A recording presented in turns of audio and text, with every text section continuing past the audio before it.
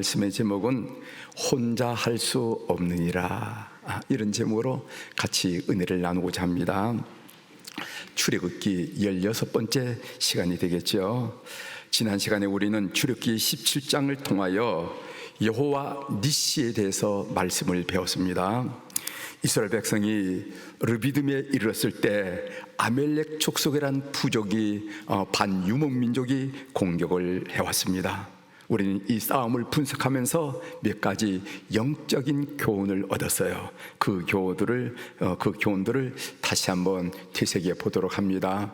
이렇게 다시 한번 되새기는 이유는 나는 그때 지난주일 설교 말씀을 그냥 귀에 듣고 엔조이한 것이 아니라 하나님이 주신 말씀이니까 마음속에 새기고 일주일 동안 그 말씀을 살아내려고 애쓴 사람들, 그런 사람들을 격려하기 위해서 오늘 이 말씀을 반복합니다. 우리 모든 교우들은 그렇게 신앙의 지도를 받으신 줄 믿습니다. 그냥 말씀 듣고 목사님 말씀 좋았어요, 재밌어서가 아니라 이 말씀은 하나님께서 일주일 동안 살아내려고 주신 말씀인데 마음에 간직하고 살아내는데 목사님이 그 얘기를 반복할 때 그것이 나에게 감격이 되고 또 놀란 화답이 되는 그런 일을 위해서 제가 잠깐 되새김질 해보도록 하겠습니다. 첫 번째로, 아멜렉이란 그 반유목민족은 누구를 공격했는가 하는데 우리가 착안하면서 말씀을 나눴습니다.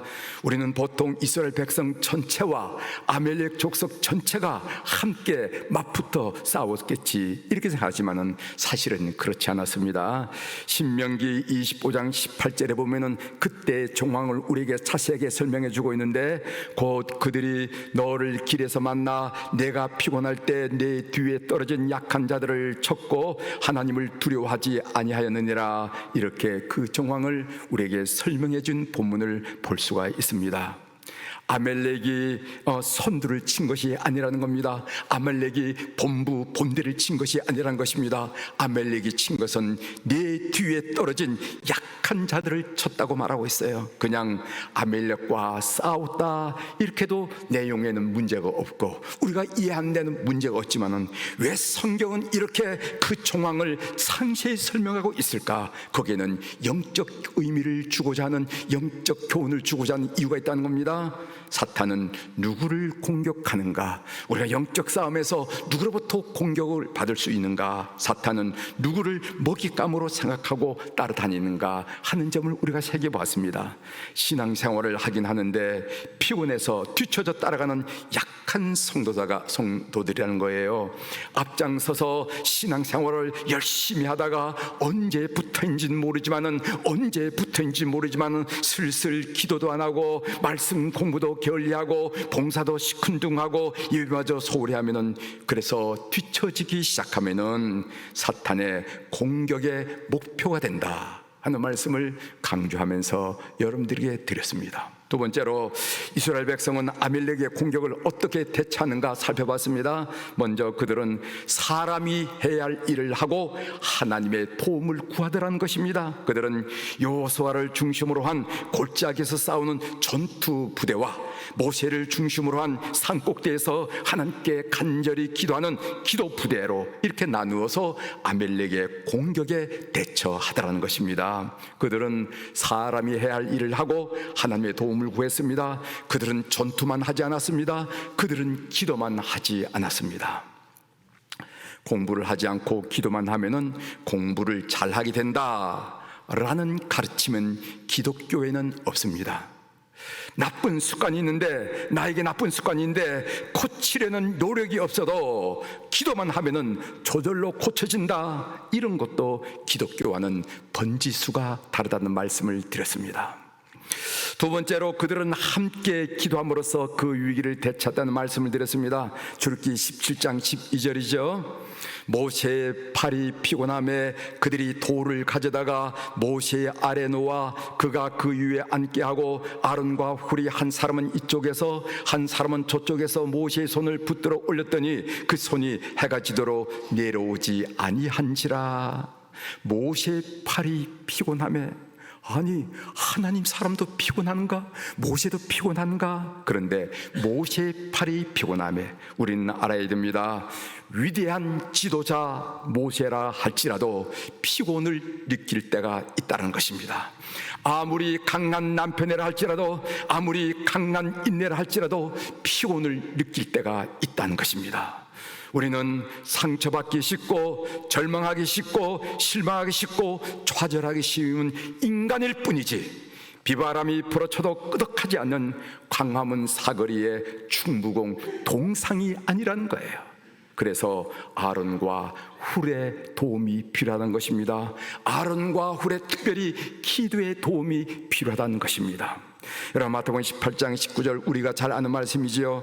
진실로 다시 너희에게 이르노니 너희 중에 두 사람이 땅에서 합심하여 무엇이든지 구하면 하늘에 계신 내 아버지께서 그들을 위하여 이루게 하시리라 하는 말씀이 있습니다. 여러분이 잘 아는 말씀이지요.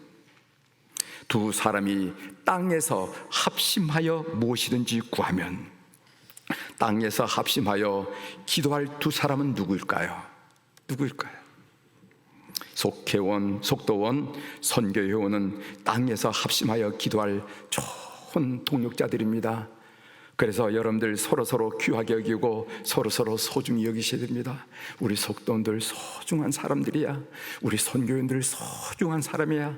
내가 삶의 어려운 일을 경험할 때 함께 나누며 나의 기도의 동력자가 될 사람이야. 이렇게 인식하며 서로서로를 귀하게 여기고 소중히 여기셔야 됩니다. 그런데 저는 땅에서 합심하여 기도할 가장 좋은 두 사람은 부부라고 생각합니다. 자녀 교육을 위하여 부부가 합심하여 기도해 보십시오. 아이 성적이 떨어지는데 어떻게 되지? 여보, 걱정하지 말아요. 우리 하나님께 기도해 봅시다 하고 그 문제를 가지고 부부가 때를 따라 중보 기도한다면, 남편의 사업을 위하여 부부가 합심하여 기도해 보십시오. 남편이 얼굴이 어둠크린, 왜 그러냐고, 요즘 경기가 좋지 않아. 여보, 걱정하지 말아요.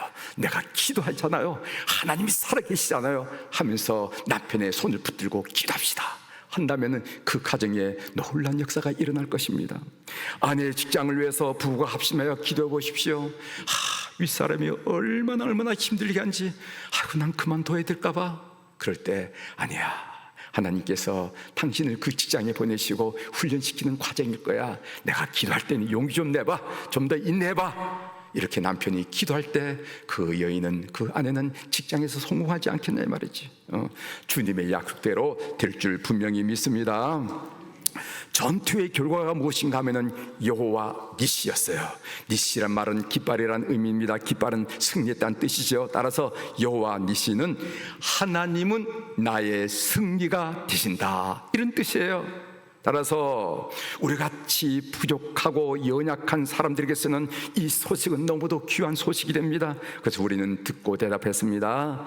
누가 이스라엘에게 승리를 주셨습니까? 여러분들이 대답하셨죠? 누구라고 대답? 하나님. 누가 우리에게 승리를 주십니까? 하나님. 누가 우리를 시험에서 이기게 하실 것입니까? 하나님. 누가 우리 장래 우리 자손들을 세우실 것입니까? 하나님. 이렇게 여러분 대답하셨죠? 이거는 기억하시죠? 다른 건 다 기억하지 못할지라도 여러분들이 입으로 했으니까 기억하실 줄 믿습니다.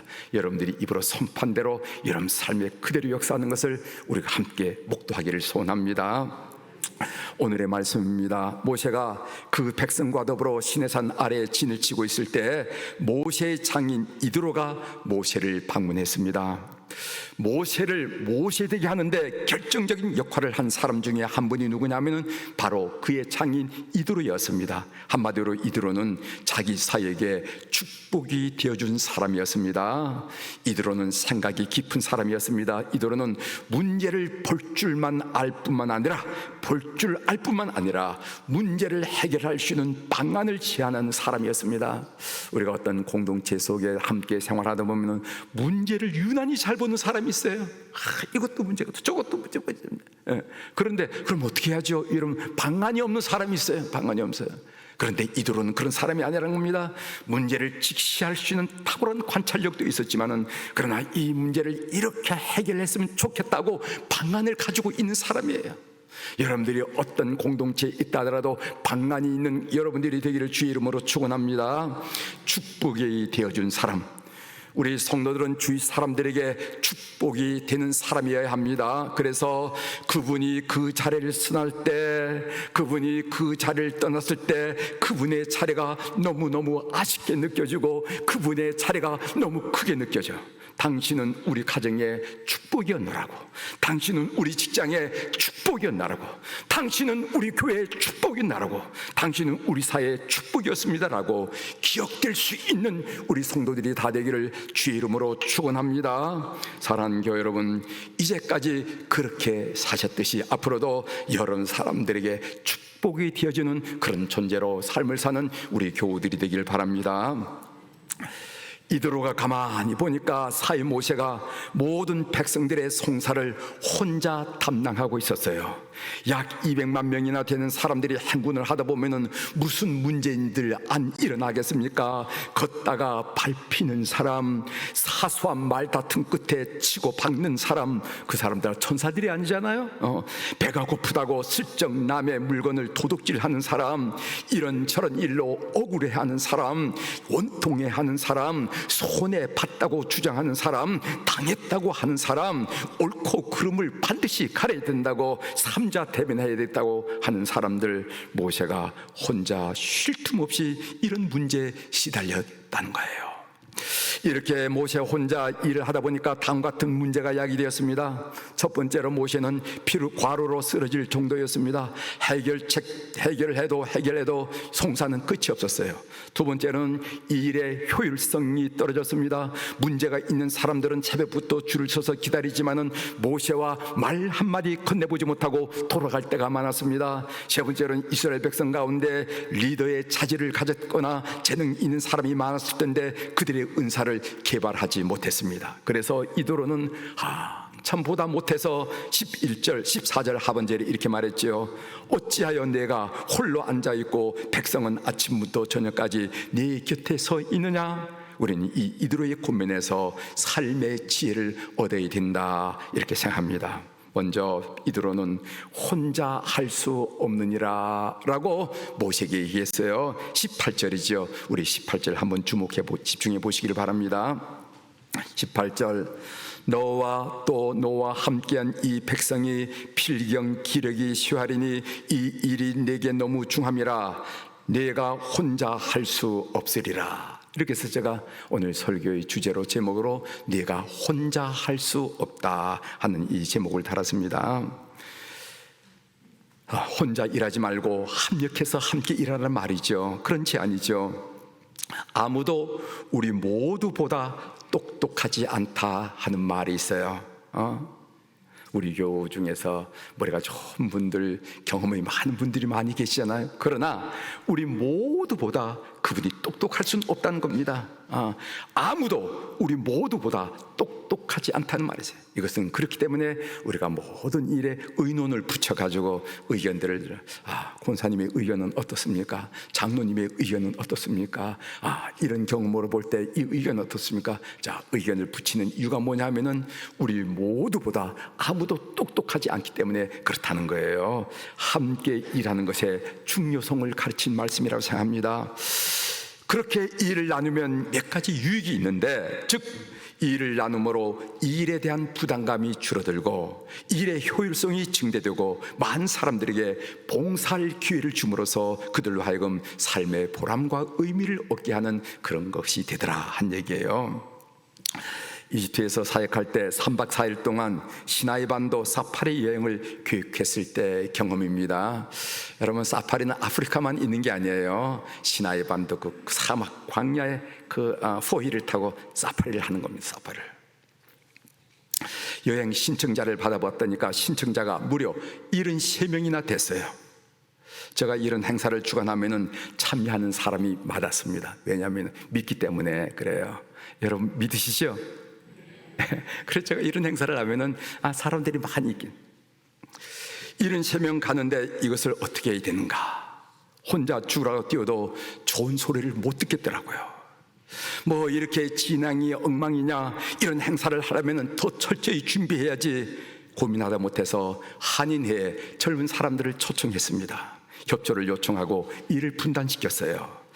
호텔 차량 수배를 도와줄 분, 신청자 접수를 도와줄 분, 호텔 체크인과 체크아웃을 도와줄 분, 사파리 차량을 배치할 분, 포일 4명이 타는데 말이면 73명이니까 얼마나 차량이 20대가 동원되어야 되는데 그 사막에 20대가 동원되려고 그러면 이게 보통 일이 아닙니다. 나는 친한 사람하고 타고 싶다는 둥, 난 아이하고 타고 싶다는 이게 보통 어려운 일. 그걸 담당할 사람, 그 다음에 재정을 담당할 분, 진행을 도울 분, 또 여러 가지 가다가 또 어려운 일이 있으면은 약이라도 공급할 수 있는 의료를 담당할 분, 이렇게 일을 분담했습니다. 그 결과 저 사실은 일의 부담에서 해방되었고 모든 행사가 물 흐르듯이 진행되었고 도움을 주신 분들은 이번 기회를 통해서 이 모임을 통해서 교회를 통해서 참 봉사한 보람이 있습니다 하고 보람과 의미를 느꼈다 하는 소리를 듣게 되었습니다.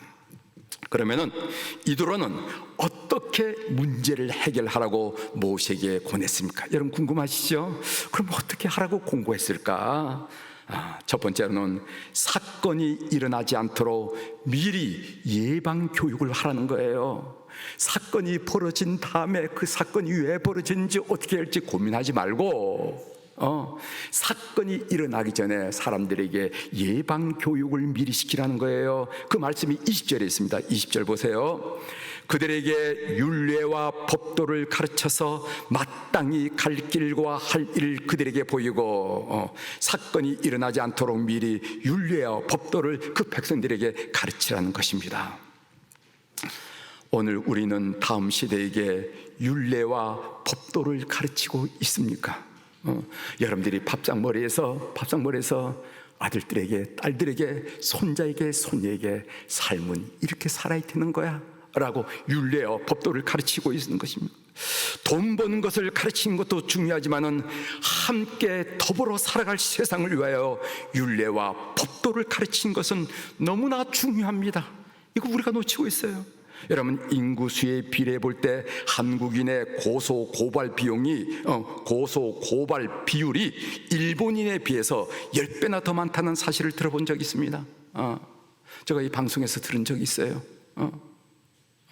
인구수에 비해서 일본이 인구가 많으니까 그렇지, 그게 아니에요.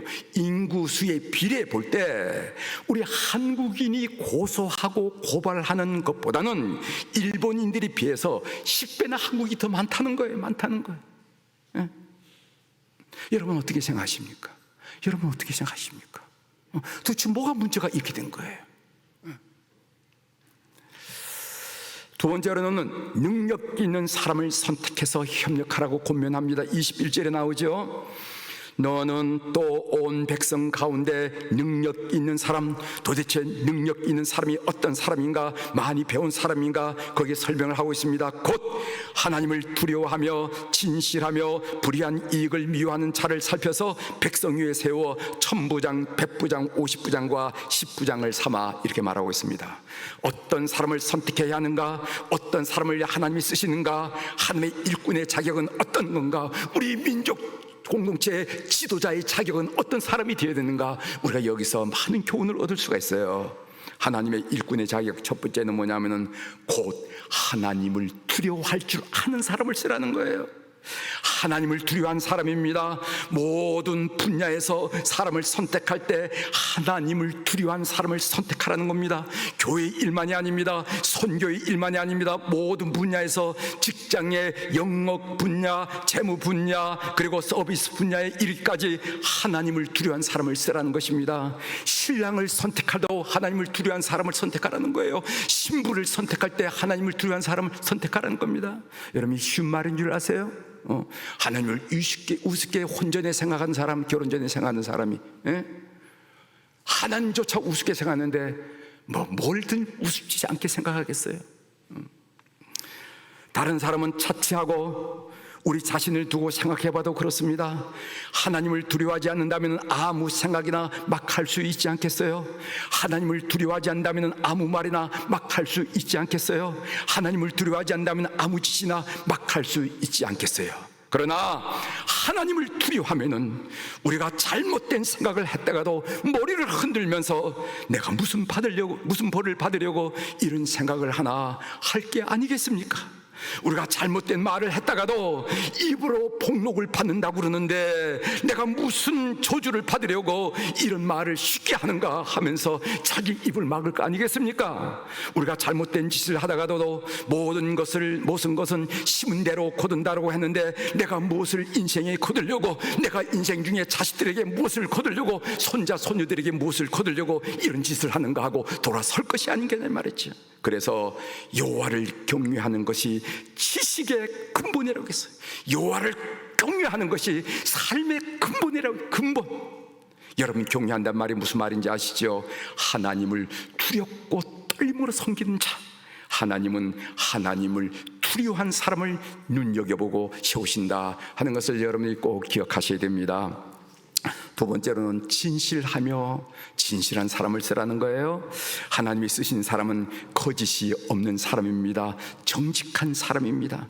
잠언 15장 8절에 보면은요, 하나님은 정직한 자의 기도를 들으신다. 하나님은 누구의 기도를 들으신가? 정직한 자의 기도를 들으신다고 말했습니다. 시편 7편 10절에 보면은 하나님이 마음이 정직한 자를 구원하신다고 말씀하셨어요. 그러므로 부정직한 자는 기도를 해도 응답이 없고 구원의 능력이 그 삶에 나타나지 않는다고 얘기했습니다. 어떤 분은 말하기를요, 그 사람의 진실 여부를 알려면은 그가 타고 다니는 승용차의 블랙박스 2주분을 되돌려보면 알 수가 있다, 이렇게 했어요. 재밌죠? 그 사람이 진실한지 아닌지는 블랙박스 2주분을 가서 돌려보면 이 사람이 어떤 사람인지 안다는 겁니다. 신호등 딱 지키면서 사는 사람이 있고, 거기에 보면 여러분 블랙박스 요즘에는 그 말도 다 녹음이 되죠?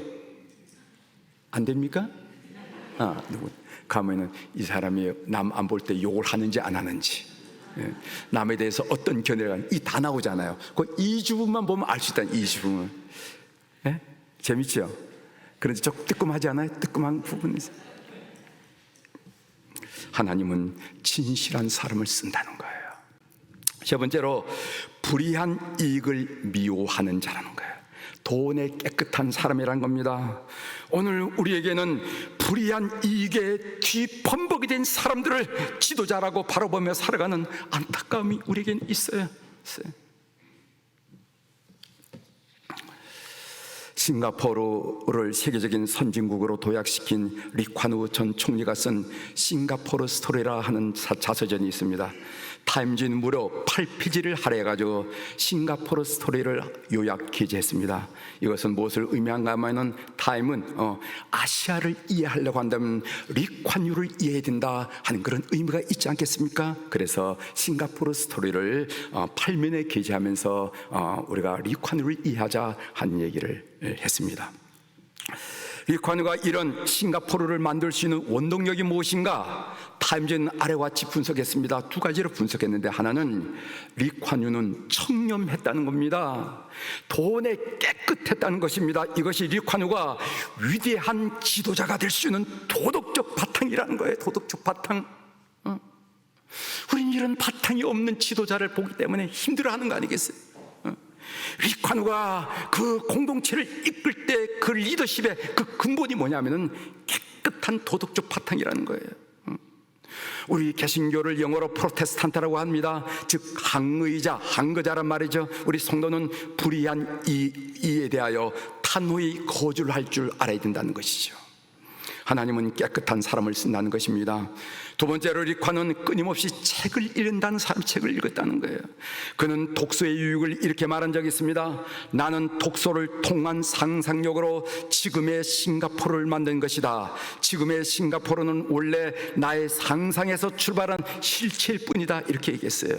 예전에 리관우 총리가 국내 모 언론사 사장과 인터뷰를 한 적이 있습니다. 그때 그 사장이 리관우 총리에게 뭐라고 물었냐면은 최근에 읽은 가장 감명 깊은 책이 무엇인지 소개해 주십시오, 이렇게 했어요. 리관우는 주저하지 않고 뭐라고는 세무엘 헌팅턴의 문명의 충돌이라는 책을 읽었고 많은 도움을 받았다고 얘기를 했습니다. 그런데 그 책은 당시 출간된 지 한 달도 채 안 되는 책이라는 거예요. 사랑하는 성도 여러분, 여러분에게 최근에 읽은 가장 감명 깊은 책은 무엇이냐고 묻는다면 여러분 뭐라고 대답하시겠습니까? 대학을 졸업했다고 지성인이 되는 게 아니고 책을 읽어야 지성인이 되는 겁니다. 여러분, 가문의 윗사람들, 가정의 윗사람들은 책을 읽는 모습을 보여주는 집안의 미래가 있다는 것을 꼭 기억하십시오. 책을 읽어주는 아버지가 있고, 책을 읽는 모습을 보이는 어머니가 있고, 책을 읽어 보이는 할아버지가 있고 할머니가 있을 때, 그래 비로소 그 가문에는요 미래가 있는 것. 미래가. 돈 세는 모습 자꾸 보여주고, 뭘 두드려 가지고 돈이 얼마, 이래서 미래가 있는 게 아니야. 할아버지가 차 한잔 마시면서 볶다가 꾸벅꾸벅, 할아버지 졸고 있어요. 아, 내가 조는가? 이런 모습을 손자 손녀들, 아버지 아들들이 볼 때, 어머니가 일을 하다 그래도 잡히곤 하지만 그래도 책이 한 장, 시라도 한 편이라 읽어야 되겠다. 문학, 역사, 사회, 종교 이런 책들을 보면서 볼 때, 꾸벅꾸벅 졸 때, 엄마 줘라. 그럴 때 놓고, 이런 모습을 볼 때 그 가문에, 그 집안에 미래가 있는 줄 믿으시길 바랍니다. 우리 교회는 지성인들이 모인 교회이기 때문에 이런 이야기에 동의할 줄 믿습니다. 그렇죠? 항상 책, 어디 가든지 무거워가지고 핸드폰 가져가면서 책은 아주 항상 핸드폰에 책을 가지고 다녀. 남들은 이렇게 지하철에서 그냥 핸드폰 이런데 책을 다 펼쳐놓고 한 장 한 장 넘기고 돋보기 위로 책을 보는 그 모습, 그런 모습을 볼 때 우리 민족에 소망이 있다는 겁니다. 도전이 된다는 거예요. 하나님은 성덕기로 한마디 하고 말씀을 마치겠습니다. 저는 본문을 읽고 묵상하면서 하나님이 쓰시는 사람에 대해서 다시 한번 생각하게 되었습니다. 그리고 저희 삶을 비교해 봤어요. 21절, 너는 또 온 백성 가운데 능력이 있는 사람들, 곧 하나님을 두려워하며 진실하며 불의한 이익을 미워하는 자를 살펴서 백성 위에 세우라. 하나님이 쓰는 사람은 어떤 사람인가? 하나님을 두려워한 사람이고 진실한 사람이고 돈에 깨끗한 사람이라. 그런데 그렇다면 나는 하나님을 두려워한 사람인가? 나는 진실한 사람인가? 나는 돈에 깨끗한 사람인가? 스스로 돌아보고 원고를 쓰면서 타이핑하던 손을 멈추고 한번 저 자신을 한번 살펴봤습니다. 사랑하는 성도 여러분, 여러분은 하나님이 쓰시는 소중한 사람이 되고 싶으십니까? 하나님을 두려워하십시오. 진실하십시오. 불의한 재물을 멀리 하십시오. 그게 우리 삶에 유익이 되지 않는다는 것을 확실히 믿으면서, 그래요, 혼란스럽고 혼탁한 이 세상을 살만한 세상으로 만드는 일에 우리 온 교우들이 요소요소의 시험 받기를 주의 이름으로 축원합니다. 기도하시겠습니다.